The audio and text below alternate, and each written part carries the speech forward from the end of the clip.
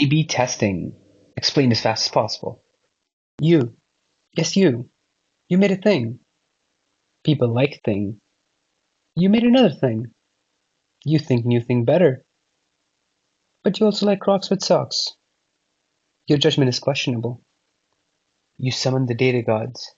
They tell you to A/B test. But wait, what's A/B testing?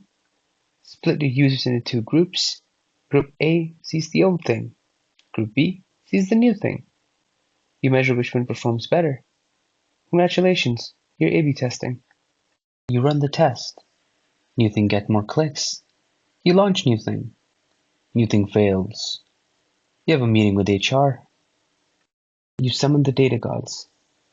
They say you need statistical significance. Huh? You run the test long enough, get the sample large enough. Then you look at the lift. No, not that kind of lift. Yes, that kind of lift. You run the test again. New thing has lift. You launch again. New thing fails again. You call your therapist. She says it's not your mother issues. You summon the data gods. They ask you why you're testing in prod on Black Friday. Oh wait, that's HR.